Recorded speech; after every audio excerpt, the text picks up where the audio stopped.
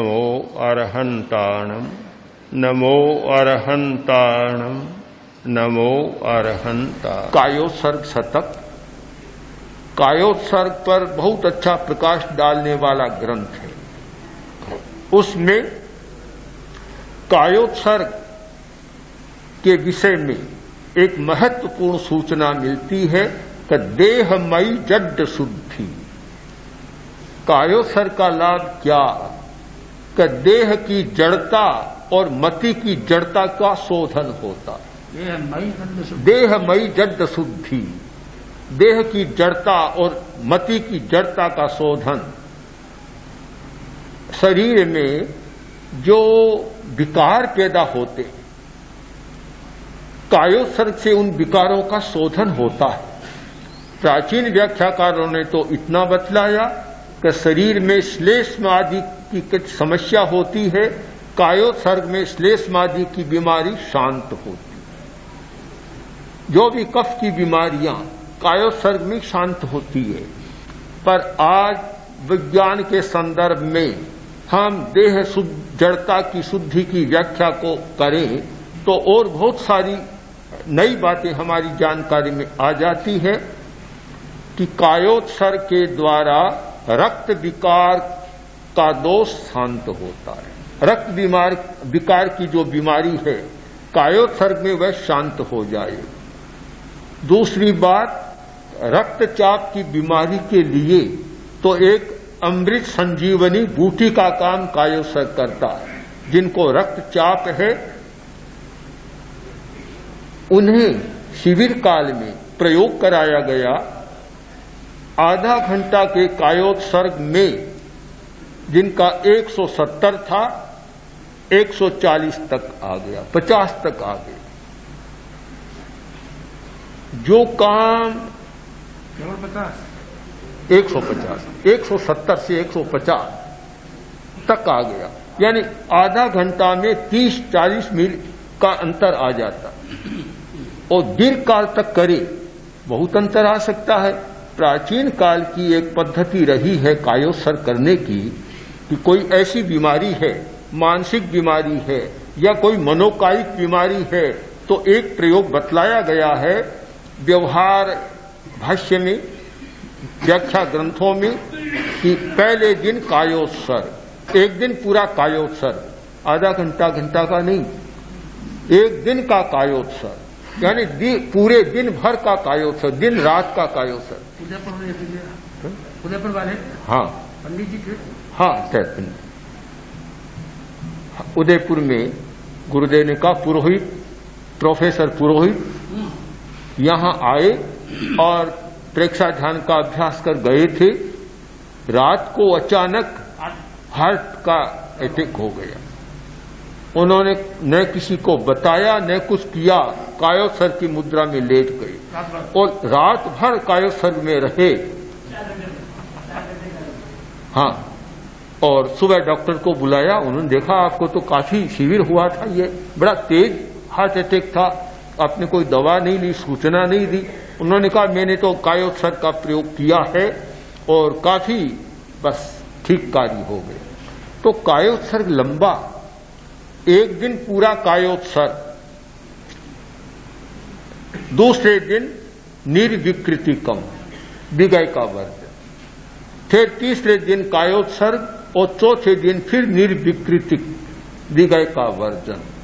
यह क्रम बराबर चले 9 दिन तक। यह क्रम चले 9 दिन तक लगभग बीमारी शांत हो जाएगी।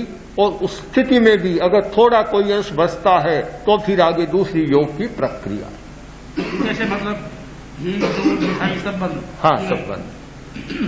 हाँ, जैसे आजकल हार्ट अटैक होता है उनको सब बंद कर देते हैं ना, ये चिकनाई रोड बसा सारी, तो विगय नहीं, बस केवल रूखा आहार। रूखा आहार भी इन बीमारियों को मिटाता है और कायोत्सर्ग का फिर योग मिल जाता है।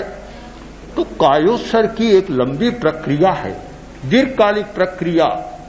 1 दिन का कायोत्सर्ग, 2 दिन का कायोत्सर्ग, 12 दिन का कायोत्सर्ग, दीर्घकालिक कायोत्सर्ग। तो रक्तचाप, हृदय रोग, के लिए बड़ा कल्याणकारी है और मस्तिष्क के लिए बहुत उपयोगी, यानी हृदय, मस्तिष्क और मेरुदंड, इन तीनों को आराम देना कायोत्सर्ग का मुख्य प्रयोग है। और ये तीन स्वस्थ हैं तो सब कुछ ठीक है। जिसका मस्तिष्क ठीक है, हृदय ठीक है और मेरुदंड ठीक काम कर रहा है तो उसके लिए स्वास्थ्य की काफी सुविधा हो जाती है। आराम देने वाला बहुत ज्यादा विश्राम देता है और मानसिक तनाव और मानसिक रोग, इनके लिए कायोत्सर्ग जैसा कोई महत्वपूर्ण उपाय या चिकित्सा की पद्धति नहीं है। एक मनश्चिकित्सक के सामने रोगी जाता है तो मनश्चिकित्सक सबसे पहले उसे सुझाव देता है कि तुम बिल्कुल ढीले होकर सो जाओ, शिथिल होकर सो जाओ। मांसपेशियों की शिथिलता, मस्तिष्कीय स्नायुओं की या पूरे स्नायु तंत्र की शिथिलता, बिल्कुल ढीला छोड़ दो। अब उस स्थिति में एक तो प्राण का संतुलन हो जाता। प्राण का संतुलन कायोत्सर्ग की मुद्रा में होता है। जब कोई कायोत्सर्ग में लेटता है, असंतुलित प्राण, इस बीमारी को, प्राण के असंतुलन की बीमारी को अभी मेडिकल साइंस में भी पकड़ा नहीं गया। जहां भी प्राण ऊर्जा ज्यादा इकट्ठी हो गई, कोई न कोई गड़बड़ी पैदा करेगी। हमारे शरीर में एक संतुलन है कि किस अवयव में कितनी प्राण ऊर्जा रहनी चाहिए। कहीं ज्यादा इकट्ठी हुई, अगर मनुष्य के काम केंद्र में ज्यादा इकट्ठी हुई तो काम वासना प्रबल हो जाएगी। अगर काम ऊर्जा नाभि में ज्यादा प्राण ऊर्जा ज्यादा इकट्ठी हो गई तो उष्मा अतिक बढ़ जाएगी, सहन करना कठिन हो जाएगा। जहां भी प्राण ऊर्जा अधिक होती है, बीमारी पैदा करती है। उसका एक संतुलन, पूरे शरीर में प्राण प्रवाह का संतुलन। आवेश होगा, क्रोध होगा। हाँ, अगर नाभि में ज्यादा ऊर्जा है या ऊपर ज्यादा ऊर्जा हो गई तो गुस्सा आने लग जाएगा, चिड़चिड़ा बन जाएगा, मानसिक विकृतियां पैदा हो जाएगी। संतुलन रहे तो वह संतुलन के लिए कायोत्सर्ग एक सुंदर उपाय है कि कायोत्सर्ग में जहां शिथिलता होती है तो जहां भी प्राण ऊर्जा ज्यादा है, असंतुलित है, अपने आप उसका प्रवाह ठीक हो जाएगा और पूरे शरीर में संतुलन बन जाएगा। श्वास को मंद करना बहुत जरूरी है। मंद श्वास स्वास्थ्य के लिए एक बड़ी शर्त है। श्वास मंद रहे, श्वास तेज न हो, गति तेज न हो।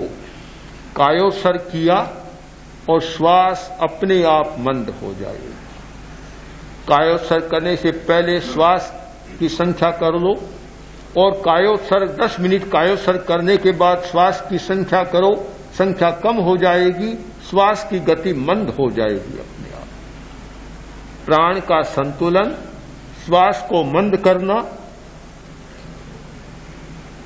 ये सब कायोत्सर्ग की अवस्था में सहज प्राप्त होते हैं।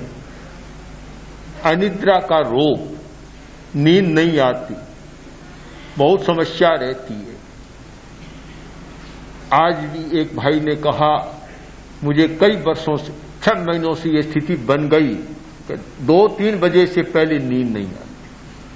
तो 2-3 बजे के बाद तो उठने का समय होता है, उसको पहले नींद नहीं आती है। उसको सोने का समय, हाँ, सोने का समय होता है 3 बजे के बाद। तो अनिद्रा की बड़ी समस्या है। कायोत्सर्ग सबसे बड़ी नींद की गोली। नींद की जितनी गोलियां हैं उनमें सबसे बड़ी गोली है कायोत्सर्ग। जिन व्यक्तियों ने ठीक से कायोत्सर्ग साधा, अनिद्रा की समस्या, ये बीमारी उन्हें सताएगी नहीं। थकान भी बड़ी समस्या है। यानी बहुत सारी बीमारियां थकान के कारण पैदा होती है। मस्तिष्क की थकान, बहुत मानसिक श्रम किया, मस्तिष्क थक गया, बहुत ज्यादा शारीरिक श्रम किया, शरीर थक गया या बहुत ज्यादा शरीर को ऐसे योग दिए कि हृदय से ज्यादा काम लिया, हृदय थक गया, किडनी से ज्यादा काम लिया, किडनी थक गई, लीवर से ज्यादा काम लिया, लीवर थक गई। ये सब थकान जो आंगिक और सार्वजनिक यानी पूरे शरीर की या अंग एक एक अंग की जो थकान होती है, थकान बीमारी को पैदा करती है। कायोत्सर्ग थकान को मिटाने का बहुत अच्छा उपाय है। यदि आपको थकान है और 5 मिनट लेट गए, एकदम थकान मिट जाए।